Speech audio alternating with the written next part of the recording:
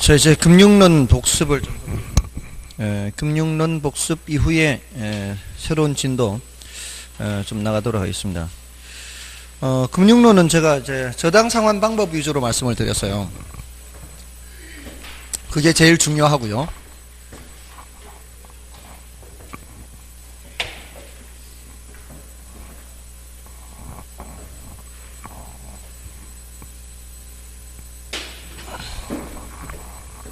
금융론은 한 5문제 정도 출제가 되고요. 여기서 저당 상환 방법이라는 게 제일 많이 나와요. 이 저당 상환 방법은 다시 이제 둘로 나누어서 고정금리, 변동금리 구별하는 게 있고요. 원리금균등, 원금균등, 체증식. 자, 이렇게 이제 구분이 됩니다. 그 다음에 이제 저당 유동화라는 게 있죠. 그 다음에 이제 자금 조달 방법 해서요. 여러 가지가 있는데, 저당 유동화에서는 이제 저당 유동화의 개념, 구조, 효과, 저당 유동화를 통해 발행하는 증권. 이렇게 이제 세분됩니다. 근데, 개념 정도를 지난주에 말씀을 드렸고요. 자금 조달 방법에도 이제 자금을 어떻게 마련하느냐 여러 가지 방법이 있었죠. 여기에 리츠도 있고 프로젝트 파이낸싱도 있고 신디케이션, 조인트 벤처 뭐 이런 게 있는데 사실 이것들은 좀 중요도가 낮아요. 이건 뭐 여기 들어올 만한 게 아니에요. 사실은 여기 들어올 만한 거 아니에요. 10분의 1 될까 말까 하는 정도니까 제가 여기 쓸 때는요, 10분의 1이면은 쓰긴 씁니다. 쓰긴 쓰는데, 10분의 1도, 아주 그냥, 어쩌다 나오는 그런 게 있고요. 그래도 가능성이 조금 있는, 그런 부분이 있는데, 얘네들은 그래도 자주 나옵니다. 요거는 한 10년에 한 3번, 4번 정도. 얘는, 거의 해마다 나와요. 그러니까 중요하죠. 거의 해마다 나오는데, 이번에는 안 나왔어요. 그러니까 이게 제일 중요하고 여기서는 그 다음이 요놈인데 저당 유동화는 다 중요해요. 근데 그 자금 조달 방법 중에서는 일단 리츠가 제일 중요하고요. 그 다음에 이 정도까지는 하고 이건 뭐 참고로 알아두는 거예요. 그냥 단어 뜻만 알아두면 되는 정도고요. 그 다음에 이제 기타 한국주택금융공사의 업무에 대해서 좀 따로 좀 해둡니다. 먼저 이제 지난주에는 이거 저당 상환 방법 위주로 말씀을 드렸죠. 밑에 저당 유동화나 여기 리츠는 개념만 말씀을 드렸고요. 위에 저당 상환 방법에서 고정금리, 변동금리에서는 이거 생각하시라 그랬어요. 고정금리 하면은 이거 생각하시고요. 변동금리 하면은 이거 생각하시는 거예요. 이렇게. 고정금리는 대출금리가 고정돼 있죠. 예금금리가 오르락 내리락 그러더라도 위가 대출금리예요. 아래가 예금금리고요. 근데 변동금리는 예금금리가 오르락 내리락 하면 거기에 맞춰서 뭐도 오르락 내리락이에요? 대출금리도 오르락 내리락 하는 거죠. 그러니까 금융기관 입장에서는 일정한 마진을 뭐 얘기해. 일정한 마진을. 근데 이런 경우는 그렇지가 않죠. 이런 경우는 금리가 상승하는 시기에는 어떻게 되고요? 수익성이 떨어지겠죠. 금융기관 입장에서는 마진 폭이 줄어드니까. 근데 금리가 하락하는 시기에 수익성이 개선되는 게 아니고 어떻게 한다 그랬어요? 사람들이 저기 상환을 해버리죠. 그러면은 금융기관 입장에서는 남는 거 없죠. 그러니까 이게 금리 변동 위험을 누가 부담한다? 대출자가 부담한다. 금리 변동 위험을 대출자가 부담해요. 자, 그러니까 금리 변동 위험을 누구에게 증가시키는 거예요? 차입자에게 전가시키는 것이 바로 이 방식이죠. 금리 변동 위험을 대출자가 부담하다가 누구에게 증가한다? 차입자에게 증가한다. 그러니까 금융기관 입장에서는 당연히 이게 더 유리하죠. 유리한데 아주 치명적인 단점이 있다 그랬죠. 변동금리의 가장 치명적인 단점이 바로 채무 불이행.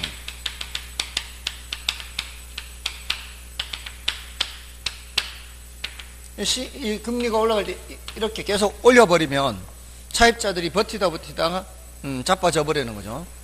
세계 금융 위기가 바로 이것 때문에 터졌어요. 10년 넘었죠. 딱 10년 이제 2008년이니까 10년 전에 세계 금융 위기라는 거 들어보셨죠? 그때 왜 리먼 브러더스 파산, 리먼 브러더스 파산, 또 뭐 뭔 얘기가 많이 나왔죠 그때. 서브 모기지 프라임 이렇게 했죠.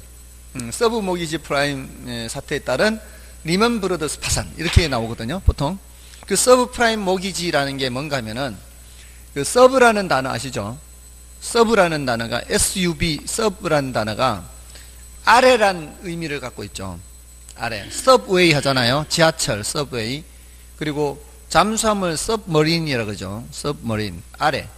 아래란 뜻을 갖고 있어. 서브가. 서브 프라임 하면 뭐예요? 프라임 등급 아래란 뜻이에요. 서브 프라임. 프라임이 뭐 1등 이런 등급이잖아요. 그 1등급 아래 이런 뜻이거든요. 그러면 그 등급이 낮다 이런 의미예요.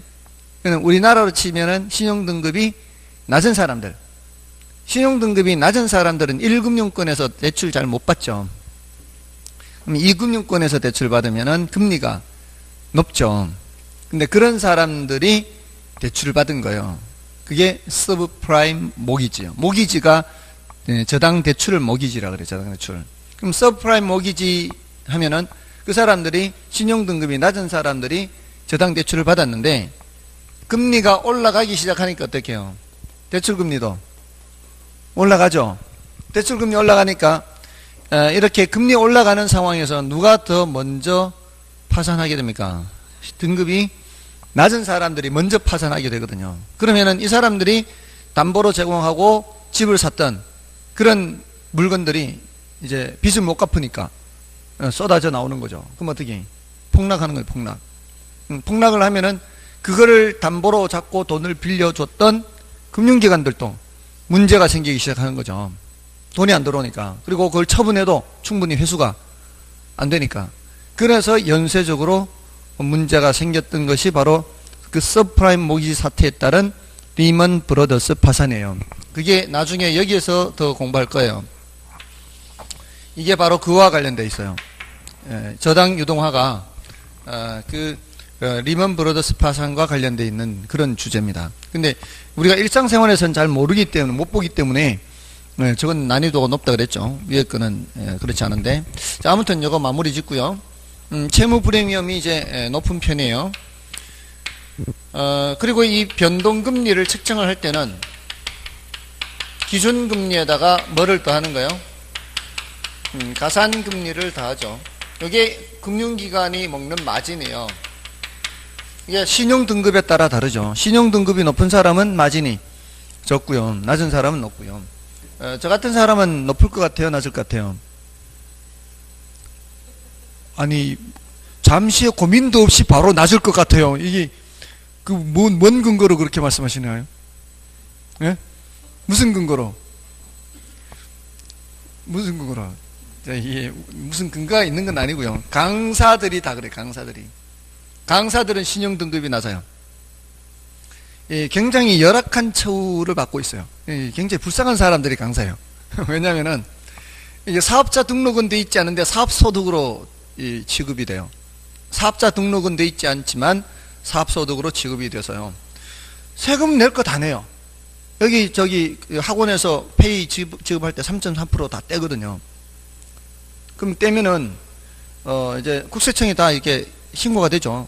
세금을 다 내요. 근데 금융기관에서는 사업소득으로 잡히잖아요. 우리께. 그러면 당신 세금 낸 거 증명을 해보세요. 그러면 이게 이 근로소득이 아니고 사업소득이잖아요. 그럼 사업소득이면은 사업자 등록증도 봅시다 그래요. 사업자 등록이 없잖아요. 사업소득으로 잡혔는데 사업자 등록증이 없잖아요. 사업자 등록을 안 했으니까. 그러면 그 세금 낸 거를 입증할 수 있는 사업자 등록증을 가져야 되는데 세금은 냈는데 저희 은행에서는 소득이 안 잡히는 거예요. 그러니까 우리 같은 사람한테는 함부로 대출을 안 해주는 거예요. 함부로 대출 안 해줘요. 소득이 실제로 얼마나 있어서 세금을 아무리 내도 관계없어요. 걔네들은 사업소득은 사업자 등록증으로 가져와서 증명을 해야 돼요. 그리고 근로소득은 재직자 증명으로 가져와야 돼요. 이렇게 같이 내야 된다고요. 네, 근로소득은 재직 증명을 떼 가져가야 되고, 사업소득은 사업자 등록증을 떼 가져가야 돼요. 아무리 세금을 내도 소용이 없는 거예요. 거기에다가 여기는 4대 보험이 안 돼요. 여기서 잘리면 바로 끝이에요. 그렇기 때문에 금융기관 입장에서는 위험도가 굉장히 높은 사람들이에요. 그러니까 신용등급이 낮아요. 그러니까 신용등급을 높게 할 수 있는 방법은 계속 금융거래를 계속 해서 우량고객으로 만드는 수밖에 없어요. 이 사람의 소득은 잡히지 않는데 실적은 좋아. 이렇게 해서 하는 수밖에 없어요. 아무튼 그러려면 이제 엄청난 거래를 해야죠. 필요하지도 않은데 돈 빌려가지고 이자도 내고 아니 은행은 이자를 많이 벌어다 줘야 이게 이 실적이 좋잖아요. 전혀 빌리는 게 없는 것도 별로 실적이 안 좋은 거예요. 거기에 뭔가를 자꾸 빌렸다가 갚고 이렇게 해야 은행은 좋아하죠. 아무튼 가상금리가 높다 이 말이에요. 저 같은 사람은. 근데 무슨 저기 변호사 막 이런 사람들은 신용대출이 바로 1억 나오고 막 이러죠. 마이너스 통장 1억짜리 금방 나와요. 그것도 이자율도 아주 싸요. 그런 사람들은 사자 들은 사람들 있잖아요. 변호사, 변리사, 중개사는 아니고 공인중개사는 아니고 아무튼 아무튼 이 가상금리가 그렇게 이제 좀 사람마다 다른데 이게 은행이 먹는 마진이고요. 기준금리는 일종의 예금금리예요. 일종의 예금금리. 그러니까 금융기관이 예금을 받으면은 한 가지 종류의 예금만 내는 게 아니죠. 보통 예금도 있고 정기예금도 있고 정기적금도 있고 1년 만기도 있고 3년 만기도 있고 여러 가지가 있는데 그 이자율이 각각 다 달라요. 그러니까 은행에 들어온 돈은 다 똑같은 돈이잖아요. 지금 금고 속에 있는 돈은 다 똑같은 돈인데 이렇게도 들어오고 저렇게도 들어왔는데 그럼 대출할 때 이렇게 들어온 돈은 이자율이 싸게 들어왔으니까 대출해 줄 때도 싸게 대출해 주고 이렇게 들어온 돈은 비싸게 예금 받았으니까 대출해 줄 때도 비싸게 받고 이게 안 되잖아요. 대출해 줄 때는 똑같이 해줘야 평균적인 예금금리를 계산을 해요. 그 평균적인 예금금리가 바로 이 기준금리 코픽스 지수가 바로 그거예요. 코픽스 지수. 그렇게 해서 이제 대출금리가 변동하는 거죠. 대출금리가 변동할 때는 6개월마다 보통 변동합니다. 코픽스 지수를 매달 발표해요. 발표하기는 매달 발표하지만 변동시키는 거는 보통 6개월마다. 그래서 오늘 대출 받는 사람은 11월 15일 발표한 코픽스 지수에다가 가상금리 더하는 거고 바뀌는 거는 내년 6월 13일인가요? 내년 6월 13일 됐을 때 내년 5월 15일 발표한 코픽스 지수하고 비교해서 또 조정을 하는 거죠. 그렇게. 자, 요거 했고요. 다음에 이제 원리금 균등, 원금 균등 최정식 상환이었어요. 원리금 균등은 원금과 이자의 합계가 똑같다라는 거죠. 원리금 균등. 원금 균등. 원리금 균등은 원금과 이자의 합계액이 똑같다는 뜻이에요. 분명히 글자 한 글자가 차이 나는데도 불구하고 나중에 사람들 자꾸 질문합니다. 여기서 왜 이게 이렇게 되나요? 분명히 원리금 세 글자고 원금 두 글자인데 이거를 이게 중요하다고 생각하지 않는 거죠. 근데 여기서는 굉장히 중요한 거죠. 요 글자 한 글자 때문에 맞고 틀리고가 결정되는 거예요. 자칫 잘못하면 틀리기가 쉬워요. 여기서는 어려워서 틀리는 게 아니고 순간적으로 착각하는 거예요. 조심해야 돼요. 자, 원금 균등 상환은 원금 상환액이 일정한 거예요. 근데 은행에 갖다 줄 때는 원금만 갖다 주면 돼요, 안 돼요? 뭐도 얹어서 갖다 줘야 돼요. 이자도 얹어서 갖다 줘야 되거든요. 근데 이자도 얹어서 갖다 줘야 되는데 원금 상환액이 일정하다고 이미 계산을 해놨잖아요. 원금 상환액을 일정하게 계산해 놓은 상태에서 뭐를 얹어 가져가야 된다고요? 이자를 얹어 가야 되는데 첫 번째는 전체 자금에 대한 이자를 얹어 가야 돼요. 그렇게 해서 이 합계를 가져간단 말이에요. 원리금. 그리고 한 번이라도 갚게 되면은 잔금이 좀 이렇게 원금이 좀 줄잖아요. 그럼 줄면은 두 번째 이자는 줄어들거든요. 그 줄어든 이자를 얹어간단 말이에요. 일정한 원금에. 그러니까 이렇게 점점 가면 갈수록 내려갈 수밖에 없어요. 이렇게. 예, 그리고 여기 이제 원금 상환이 있고 뭐가 점점 줄어들어요. 이자가 줄어든단 말이에요. 이게 합계액을 가져가는 거예요. 은행에 가져가는 돈은 원리금 지불액으로 은행에 가져가야 된단 말이에요. 은행에 가져가는 돈은 원리금 지불액으로 가져가야 되는데 그게 일정한 게 뭐란 얘기예요? 원리금 균등이라는 얘기죠. 그러니까 원리금 균등은 처음에 금액 중에서 대부분은 뭐예요? 대부분은 이자. 대부분은 원금 상환이 얼마 안 된다고요. 근데 조금이라도 원금을 갚으니까 조금이라도 원금을 갚으면 두 번째는 이자가 조금은 줄어든단 말이에요. 그 줄어드는데도 가져가는 돈은 똑같이 가져가기 때문에 두 번째는 원금 상환분이 조금 더 이거보다는 좀 더 커진단 말이에요. 그럼 가면 갈수록 여기서부터 치면 가면 갈수록 이런 식으로 이렇게 된다는 거죠. 이렇게. 자, 그러니까 처음에는 이자가 거의 대부분이었지만 가면 갈수록 이자가 줄어서 나중엔 이자가 얼마 안 돼요. 원금 상환분이 더 많아요. 그래서 원금 상환분만 따로 이렇게 되는 거죠. 그래서 기간의 절반이 됐을 때 원금의 절반을 상환을 못하고 약 3분의 2 정도는 되어야 원금의 절반을 상환하는 방식이 원리금 균등 상환이고 이걸 비교해서 많이 묻는단 말이에요. 초기에 누가 더 많이 은행에 갖다 줘야 돼요? 초기에 은행에 더 많이 갖다 줘야 되는 거는 원금 균등이죠. 얘는 이렇게 내려와야 되겠죠. 그러려면 초기에는 원리금 균등보다는 더 많이 갖다 주지만 후기에는 원리금 균등보다는 더 적게 갖다 주겠죠. 이렇게 되면은 한 번이라도 은행에 돈을 갖다 내면은 잔금이 누가 더 적어요? 잔금이 더 적은 거는 원금 균등이 더 적겠죠. 일단 한 번이라도 제일 더 많이 갖다 줬으니까. 그러면 두 번째부터는 이자가 더 줄어들겠죠. 원리금 균등보다. 그러면 대출 기간 전체 기간 동안 이자를 더 적게 갖다 주는 건 누구란 말이에요? 원금 균등이죠. 그러니까 은행의 수익을 좀 더 수익을 덜 내게 해주는 건 원금 균등이에요. 미리부터 갚아버리기 때문에. 대신 은행 입장에서는 원금 회수라는 점에서는 더 빠른 거죠. 더 빨리 원금 회수가 되는 거죠. 수익은 더 적죠. 이 전체 기간 동안 이자는 더 적게 받으니까. 맞죠? 그렇게 되는 겁니다.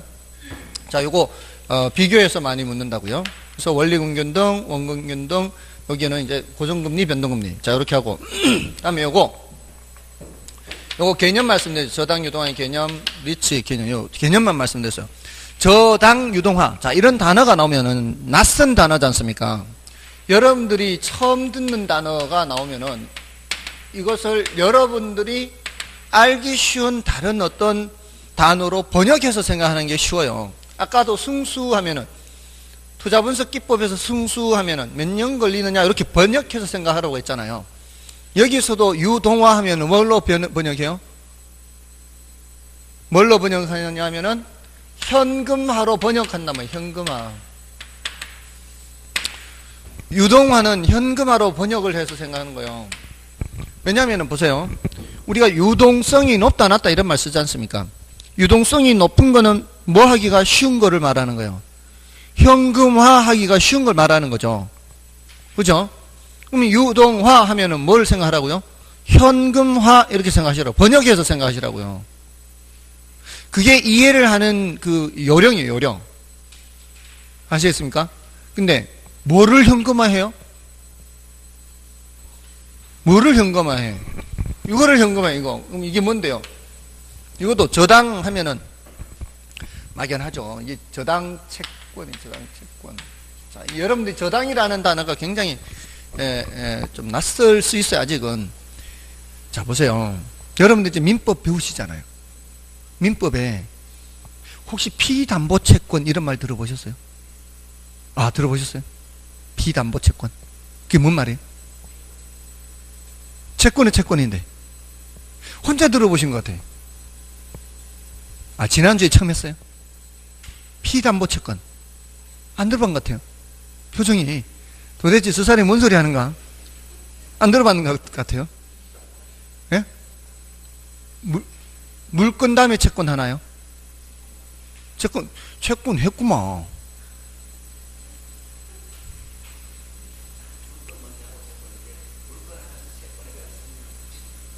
그래요? 죄송합니다. 아직 안 들었는데. 그러면 제가 먼저 말씀드릴게요. 피담보채권이란 말은 민법에서 많이 써요. 많이 쓰는데, 제가 돈을 빌려드리는 거요. 빌려드리면서 사람 좋아 보이니까 그냥 뭐 담보 필요 없이 그냥 빌려주는 거. 이런 거는 그냥 채권이에요, 채권. 근데 보니까 별로 마음에 신뢰가 안 가게 생겼어. 그래서 야, 뭐 좀 담보라도 내놔야 내가 돈을 빌려줄 거 아니냐. 그때 왜 담보 단말 쓰잖아요, 담보. 담보 좀 내놔라. 자, 이럴 때 우리 집에 골동품 있으니까 그 골동품을 담보로 맡길게. 담보. 뭐예요? 그거는 혹시라도 내가 채권을 이행을 못할 때를 대비해서 확보해 두는 거. 이게 뭐예요? 이게 담보예요, 담보. 채권을 이행받지 못할 것을 대비해서 내가 확보해 두는 거. 이게 뭐라고요? 담보라고요. 근데 그걸 지금 골동품을 담보로 갖다 놨잖아요. 예? 골동품을 담보로 갖다 놓는 건 요거는 질권이라 그래, 질권. 담보물권 중에 질권. 내가 질권을 갖고 있는 거요. 담보권을 갖고 있다. 담보권은 큰 말이고, 담보권 안에 뭔 말이 있는 거요? 질권, 저당권, 유치권, 이렇게 있단 말이에요.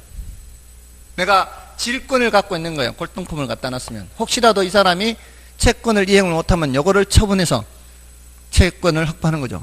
그럴 때 무슨 말 써요? 담보라는 말 쓰잖아요. 자, 그러면, 자, 골동품 없어. 보니까, 저거 있어요. 부동산이 있어. 부동산에 잡으면 그게 뭐가 되는 거예요? 저당권이에요, 그게. 부동산에 잡으면 저당권. 됐나요? 보통은 이제, 질권, 저당권, 이렇게 동산, 부동산 하면 되고요. 그다음에 유치권은 보통 이제 그 물건에 관한 비용이 발생했을 때 하는 건데, 그거는 중요한지는 모르겠어요, 민법에서는. 아무튼, 요런 것들을 담보물건이라 그래요. 예, 민법에서 하는 담보물건은 몇 가지? 요 세 가지밖에 없어요. 근데 우리가 일상생활에서, 이 대화를 할 때, 야, 내가 너 뭘 믿고 돈 빌리는 담보를 내놔봐라, 담보. 할 때는 그게 아니라, 야, 내 손가락 걸게.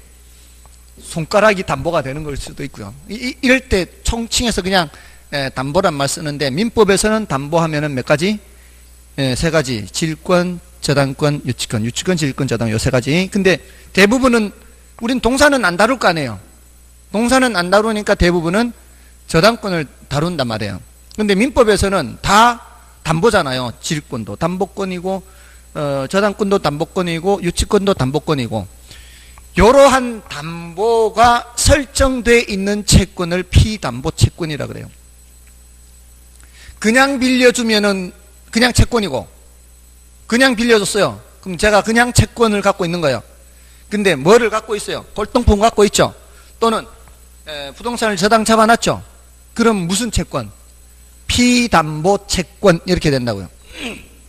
됐나요? 어떤 게 더 안전한 채권이에요? 피담보 채권이 더 안전한 채권이라고. 담보가 돼 있는 채권이니까. 됐나요? 근데 그 피담보 채권이 질권이 설정된 피담보 채권일 수도 있고, 저당권이 설정되어 있는 피담보 채권일 수도 있잖아요. 근데 우리는 질권, 유치권 잘 안 다루고 거의 대부분 주택의 경우에는 저당권이라면 저당권. 그러니까 저당채권 이렇게 되는 거죠. 저당채권. 됐나요? 저당채권을 뭐 하는 거? 현금화 하는 거.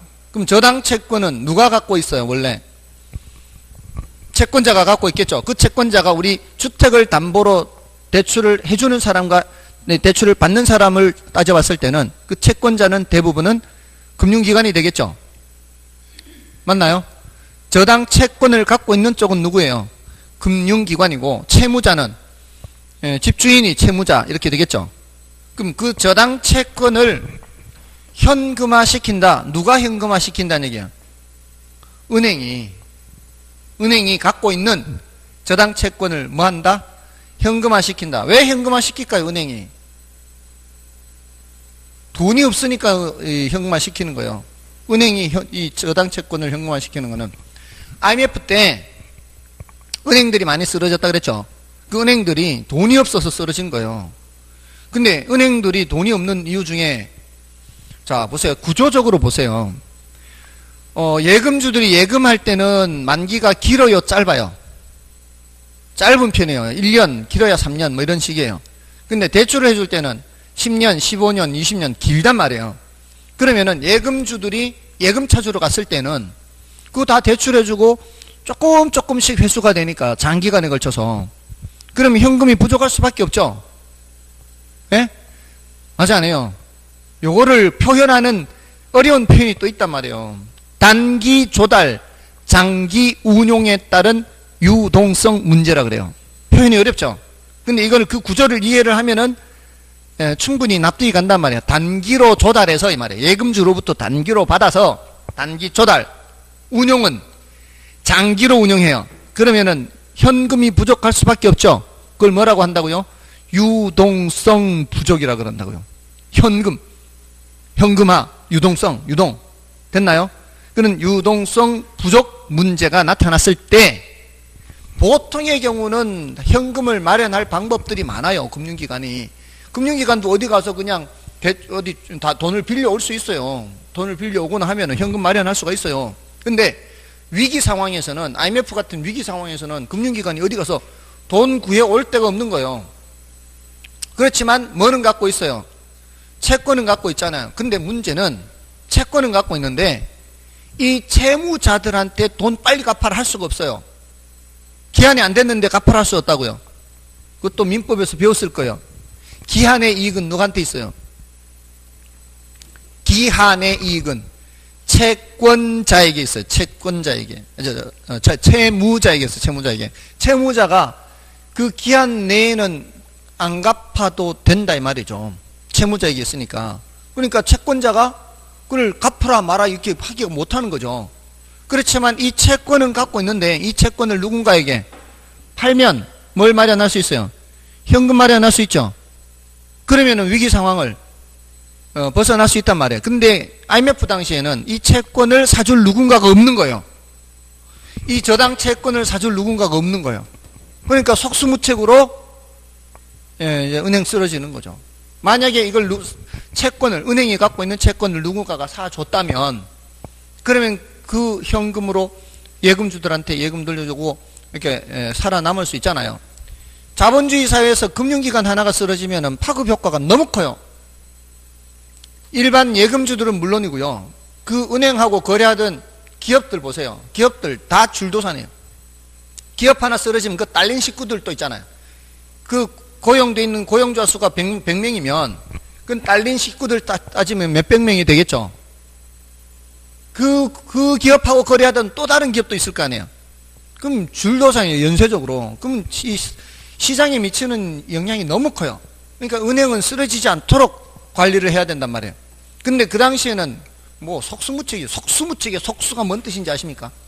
속수무책할 때 속이 묶을 속자예요. 숫자가 선숫자예요. 선을 묶어 놓고 아무런 대책이 없다. 속수무책이에요. 당하는 수밖에 없다 이거예요. 구속한다 그럴 때 속 있잖아요. 속수무책. 손을 묶고 아무런 대책이 없다 이 말이에요. 그러니까 다 쓰러지는 거예요. 쓰러지는. 그러니까 이제 IMF 이후에 한국주택금융공사라는 걸 만들어서 한국주택금융공사가 그 역할을 해주는 거예요.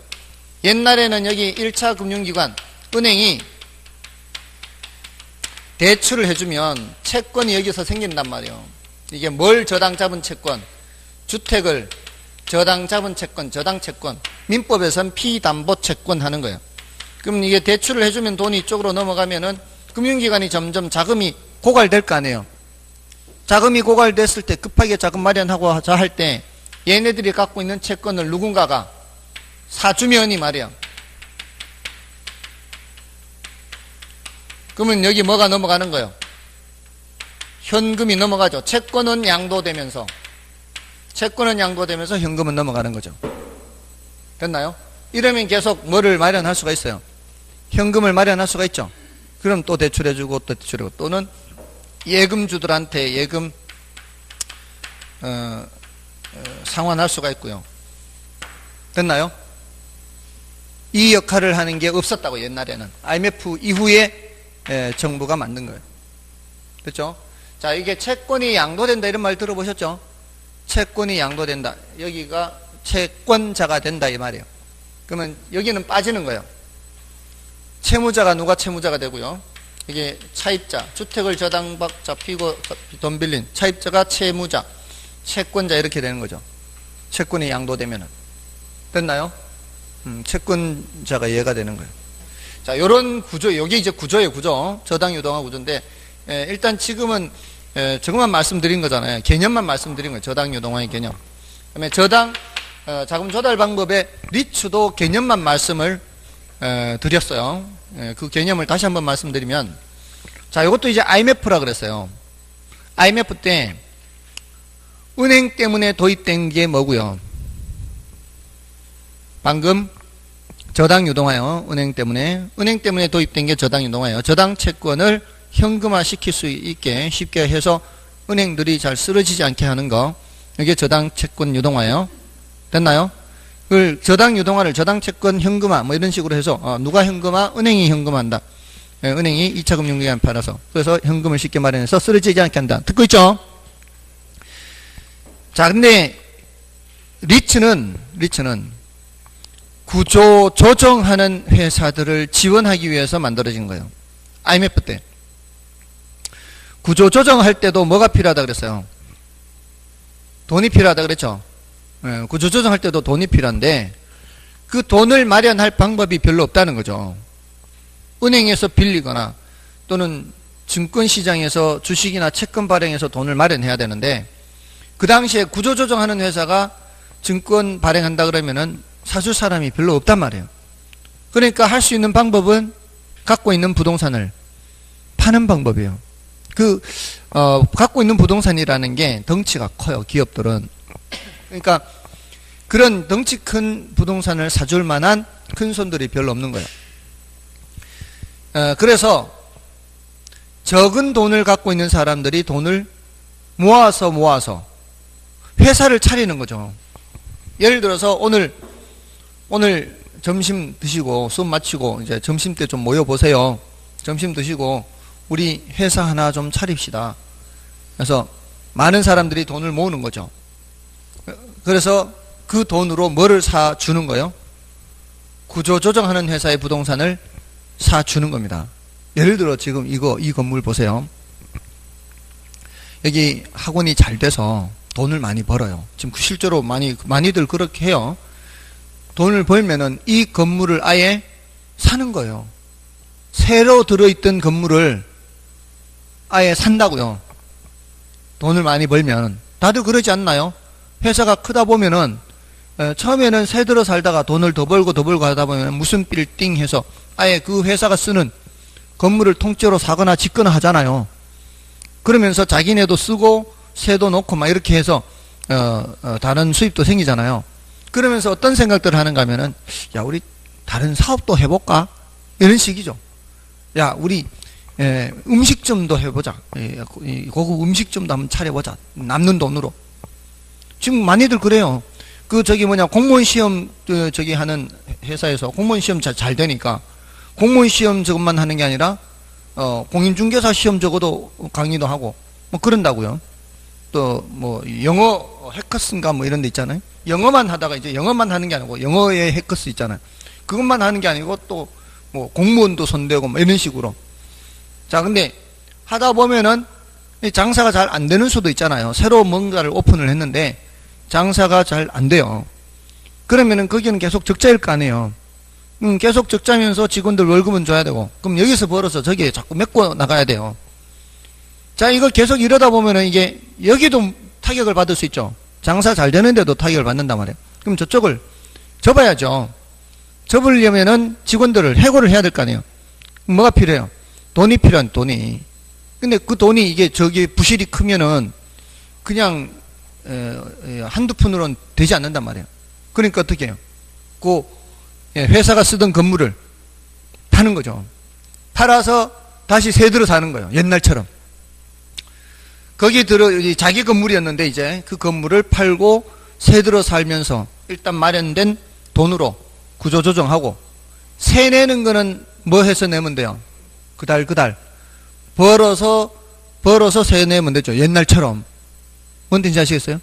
자, 그러면은 그렇게 구조조정하는 회사는 사실 괜찮아요. 왜? 부실만 털어냈기 때문에 많은 경우 남아있는 거는 괜찮죠.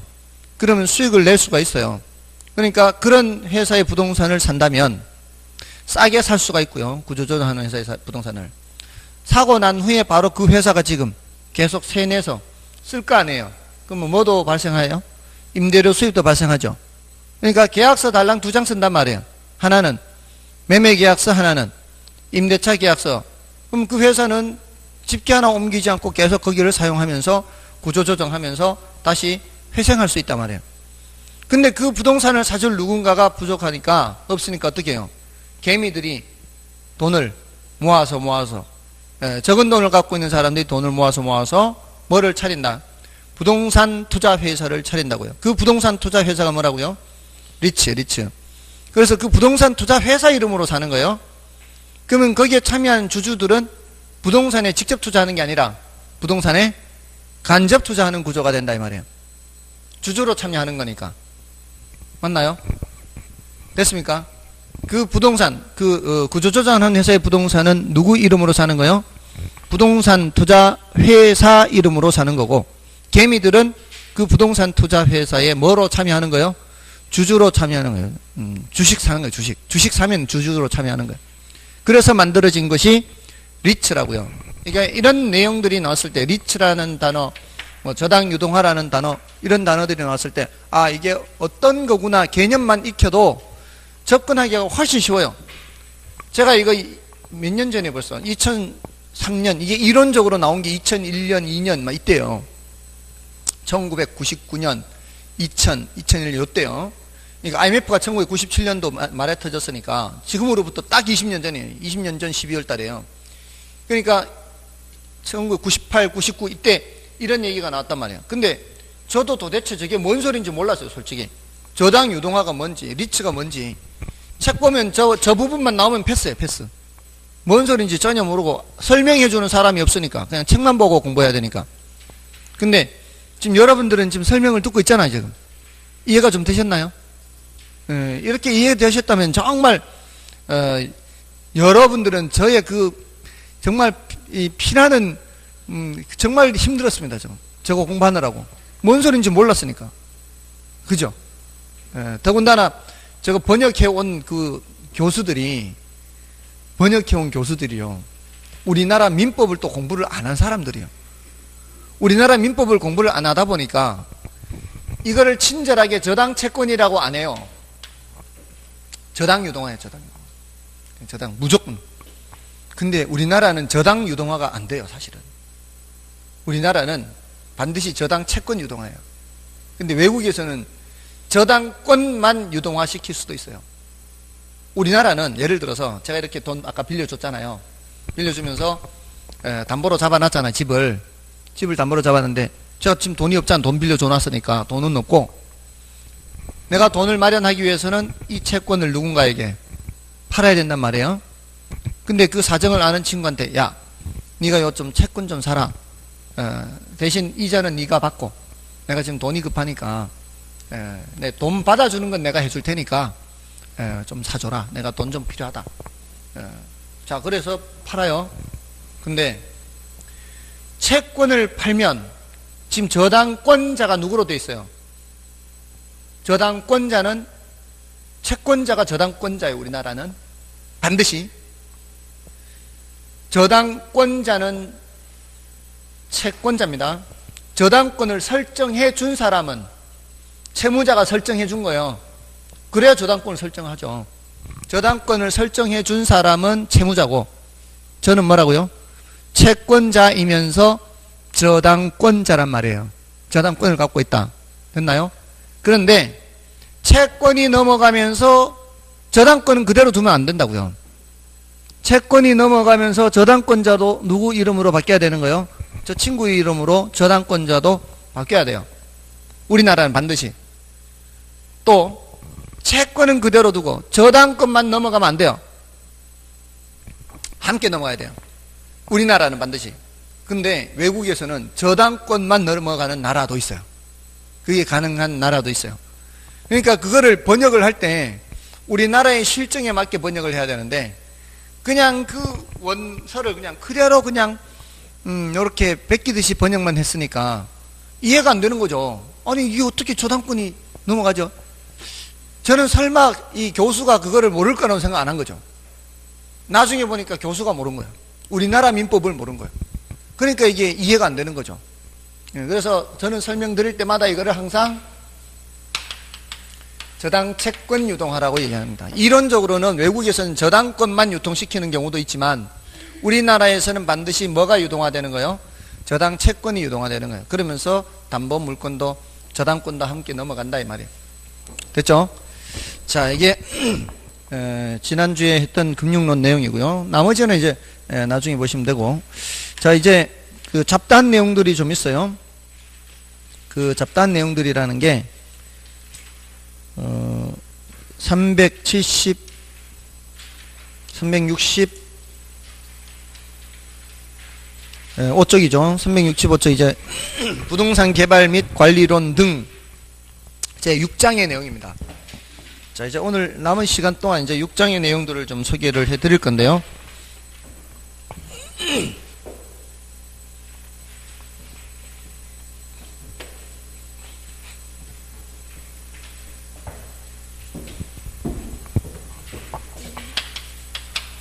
자, 부동산 개발이라고 되어 있는데 제일 먼저 부동산 이용 활동이 잠깐 나오고요. 그 다음에 이제 부동산 개발,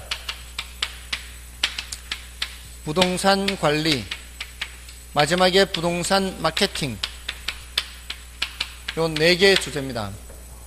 여기 한 문제 정도 나오고요. 이게 한 1.3 정도 될 거예요. 요거는 한 2문제에서 많이 나오면 3문제. 그 다음에 요거는 10분의 1. 10분의 1은 이제 10년에 한 번 나온다는 얘기예요.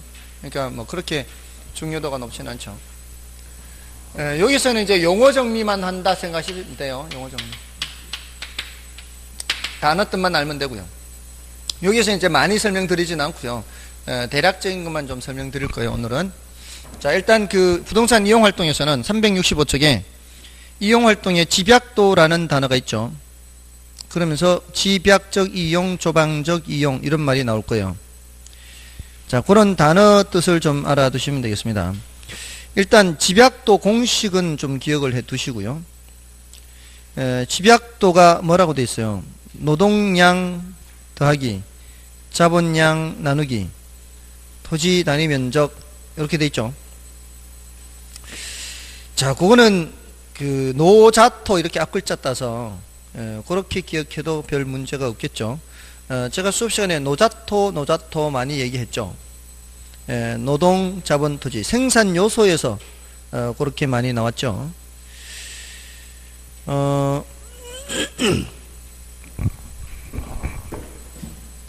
이 집약도라는 단어는 이 자체를 질문하거나 하는 경우는 별로 없어요. 이 자체를 질문하는 경우는 없는데 이거를 이 단어를 당연히 알고 있다라는 전제하에 질문을 많이 합니다. 자, 이렇게 밑에가 땅이고요. 이게 토지가 밑에 있죠. 분모. 여기가 땅이죠, 땅. 이게 분모라고 생각하면 되죠. 위에 올라가는 게 분자, 노동과 자본. 이게 건물 올라가면 올라갈수록 뭐가 많이 투입되는 거예요? 노동과 자본이 많이 투입되는 거죠. 이렇게 생각하시면 되는 거예요. 분모, 분자, 분모, 분자. 이게 집약도가 높은 이용을 집약적 이용이라 그래요. 집약도가 낮은 이용을 조방적 이용 이렇게. 자, 그래서 이걸 어떤 식으로 이제 안다는 전제에 묻는가 하면은 앞에 우리 부동산 특성에 부증성 했었죠. 부증성. 그 부증성은 토지는 물리적인 양을 증가시킬 수 없다죠. 자, 토지는 그 양을 증가시킬 수 없기 때문에 인구는 증가하고 용지는 많이 필요하고 그러면 토지를 어떻게 이용할 수밖에 없어요? 위로 올려서 이용할 수밖에 없죠. 그래서 부증성으로 인해 조방적 이용이 촉진된다. 이러면 맞아요? 틀려요? 그러면 틀린다 이 말이야. 그 집약적 이용이 촉진된다. 이런 식으로 당연히 집약적이다, 조방적이다 이 말을 안다는 전제하에 질문을 한다고요. 그 정도는 구별을 할 수 있어야 되겠죠. 집약적이다 라고 할 때는 노동이나 자본이 많이 투입되는 거, 조방적이라고 할 때는 적게 투입되는 거. 됐나요? 근데 이게요, 농업에도 이런 말 써요. 농업.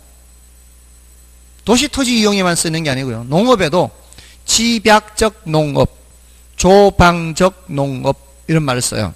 집약적 농업은 어떤 농업이다? 노동과 자본이 많이 투입되는 농업은 집약적 농업. 그렇지 않은 농업, 조방적 농업. 어떤 게 집약적 농업일까요? 많이 투입된다면. 노동과 자본이 많이 투입되는 거. 그는 보통 시설 재배라고 하는 것들이에요. 시설 재배. 비닐하우스. 비닐하우스 설치해서 자, 똑같은 넓이의 경지가 있다 해도요. 비닐하우스 설치하려면 돈이 더 들어가야죠. 거기에 노동도 많이 들어가야 될 거 아니에요. 겨울에 뭐도 떼야 돼요. 보일러도 떼야 되죠. 봄에 씨 뿌려놓고 하늘이 길러주는 거 하고요. 차이가 많이 나죠. 씨 뿌려놓고 하늘이 길러주는 건 무슨 농업? 조방적 농업. 시설 재배해서 보일러 떼고 막 이런 거는 집약 농업. 이게 훨씬 더 돈이 많이 들어간다고요. 또 하늘이 길러주더라도요. 우리나라 같이 논에다가 모판에다가 모를 키워서 그걸 이항기로 촘촘 이렇게 이항기로 이렇게 심고 이런 거 하고요. 농지가 넓은 미국 같은 데서는 씨를 뿌려도 비행기로 뿌려버리고 농약을 쳐도 비행기로 이런 식으로 하는 거. 어떤 게 더 노동이나 자본이 많이 들어갈 것 같아요? 그 단위 면적당, 토지 단위 면적당, 노동이나 자본이 어떤 게 더 많이 들어갈 것 같아요? 우리나라일 것 같아요? 미국 같아요? 우리나라가 훨씬 더 노동이나 자본이 많이 들어가는 거죠. 거기는 그냥 그 넓은데 비행기라고 해서 돈이 많이 드는 거 아니에요. 그 토지 면적당으로 해야 돼요. 토지 면적당. 토지 면적당 투입되는 노동이나 자본은 거기가 훨씬 더 쌉니다. 낮습니다. 우리나라가 훨씬 더 노동이나 자본이 많이 투입되는 거예요. 그런 식으로 하면은. 그러니까 우리나라가 훨씬 집약적이에요. 농업이. 미국은 훨씬 조방적이에요. 그러니까 인건비 이게 감당이 안 되는 거예요. 그러니까 걔네들이 훨씬 농산물 가격이 쌀 수밖에 없는 걔네들은. 집약 농업이 이게 많이 투입되기 때문에 가격이 비쌀 수밖에 없어요. 상대적으로. 아시겠죠? 그래서 그럴 때도 무슨 말 쓴다? 집약 조방 쓰는 거예요. 우리나라는 대체로 미국에 비해서 농업이 어떻다? 집약적이다 이렇게 보면 되고요. 우리나라 중에서도 시설 재배는 더 집약적인 농업이다 이렇게 보시면 돼요. 됐죠? 자, 그렇게 단어 구별을 하시면 돼요. 집약, 조방 이런 말은. 다음에 이제 넘어가시면은 그 정도만 하고 넘어가시면 돼요. 넘어가시면은 어떤 단어가 있죠? 집약 한 개, 조방 한 개, 입지잉여 한 개, 입지자 이런 단어는 일단은 넘어가셔도 되고요. 이 정도 일단 기본 단어 알아두시고요. 직주분리와 직주접근. 자, 이것도 단어 뜻만 파악하고 지나가세요. 지금은 직주분리는 직장과 주거지가 분리되는 현상, 직주접근은 분리됐던 직장, 주거지가 다시 접근하는 현상 이렇게 얘기합니다. 대체로는요, 도시가 성장하기 전에는 도심 근처에 도심에 직장이 있고요. 그 근처에 주택이 있겠죠. 그럼 출퇴근하는데 보통은 그렇게 많이 시간도 걸리지도 않고요. 걸어 다니기도 하고 하는데 점점 도시가 확장되면은 도심의 땅값은 올라가면서 도심의 주거 환경은 안 좋습니다. 도심의 주거 환경은 안 좋죠.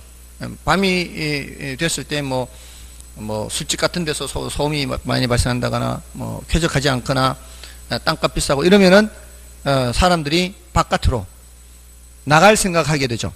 땅값은 더 싸고 주거 환경 더 좋고. 자, 그러면서 외곽에서 도심으로 들어오는 교통이 발달해야 돼요. 교통이 발달하지 않으면 외곽으로 나갈 수가 없어요. 자, 그런 여러 가지 이유들로 인해서 직장과 주거지가 드디어 분리되는 겁니다. 원인은 뭐가 되는 거예요? 원인은 도심의 고집가, 땅값 비싸고, 도심 환경이 악화되고, 또 마침 뭐도 발달하고 교통도 발달한 거예요. 그렇게 되니까 뭐가 발생하고 직주 분리가 되고, 그럼 직주 분리가 되면은 사람들이 외곽으로 나가게 되니까 밤이 되면은 도심은 어때? 밤이 되면 도심은 빈 마을이 되는 거예요. 이걸 공동화 현상이라고 그래요. 빌 공자, 마을 동자요. 빈 마을이 된다. 공동화 현상을 말해요. 그 다음에 외곽은 그러면은 잠만 자고 왔다 갔다 하겠죠. 잠만 자고 왔다 갔다 하기 때문에 외곽은 침상도시가 된다 그래요. 침상도시. 배드타운이에요. 배드타운. 자, 그렇게 되다 보면 이제 그 다음에는 이제 문제가 또 생겨요. 배드타운이 돼서 사람들이 바깥에서 잠자고 안으로 들어오고 퇴근하고 들어오고 할 때 교통체증이 발생합니다. 드디어 이제 나 같은 사람이 안으로 왔다 갔다 출퇴근하니까, 그럼 교통체증이 발생하면은 불편하죠. 힘들죠. 그리고 도심 환경도 많이 개선이 돼요. 이러면은 사람들이 다시 안으로 들어오게 돼요. 이거를 직주 접근 현상 이렇게 얘기해요. 안으로 들어오게 되면은, 자, 그 많은 사람들이 안으로 들어오게 되면은 도심의 토지는 한정되어 있죠.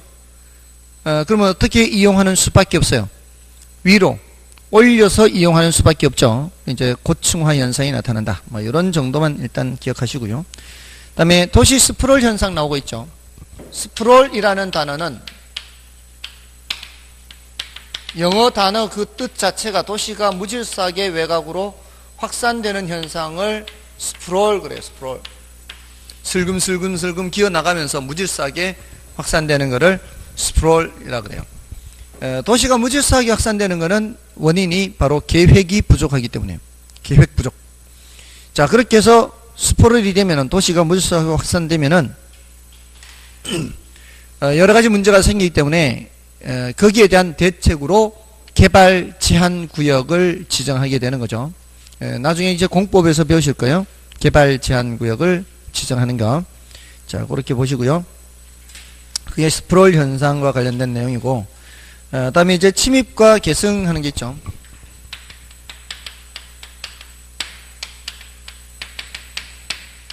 침입은 어떤 지역에 새로운 용도가 또는 새로운 이용 주체가 개입되는 것을 침입이라 그래요. 그리고 계승은 종래의 것이 다른 것으로 완전히 바뀌어 버린 상태, 이걸 계승이라고 합니다. 보통은 주거지역에 점포가 하나 둘 들어갑니다. 점포가 하나 둘 들어가면 그 지역이 뭐로 바뀌어가요? 상업지역으로 바뀌어가죠. 상업지역으로 완전히 바뀌어버리면 뭐가 되는 거예요? 계승이라고 해요. 계승. 서울에 경리단길이라는 데가 있어요. 서울에 경리단길이라는 데가 있는데 거기가 원래 주거지역이었어요. 근데 하나 둘 카페나 음식점 이런 것들이 생기기 시작한 거예요. 그 지역이. 그러면서 뭐로 바뀌어가는 거예요? 상업지역으로 바뀌어가는 거죠. 이제는 완전히 상업지역화 되었다면 그게 계승이 되는 거죠. 자, 그러면 주거지역에 점포가 침입하는 경우가 많겠어요? 아니면 상업지역에 주택이 침입하는 경우가 많겠어요? 주거지역에 점포가 침입하는 경우가 더 많죠. 이렇게 침입하는 것을 확대적 침입이라 그래요. 그러면서 집약도가 높아지는 게 보통이거든요. 자, 이런 거는 이제 이 정도 단어들만 체크하고 지나가십시오. 나머지 한 개지 뭐 직가보죠. 이거는 나중에 하기로 하고요. 지금 요 정도의 단어들, 좀 체크하시면 되겠습니다. 시험에 지난 10년간 한 문제 출제됐다 그랬죠. 지난 10년간 한 문제 출제된 건 여기서 출제가 됐어요. 이제 출제가 된다면 이런 것도 한번 출제가 되지 않을까. 이거. 직주분리, 직주접근이 출제된다면, 제가 만약에 출제한다면 직주분리, 직주접근을 출제할 것 같아요. 이거를 출제할 것 같아요. 그 다음에 뭐 나머지 이런 단어 뜻만 알면 뭐 어려운 건 아니니까요. 자, 이제 부동산 개발이죠. 부동산 개발과 관리, 마케팅. 자, 여기에 세 개의 주제가 남았는데 요거는 좀 쉬고 하겠습니다.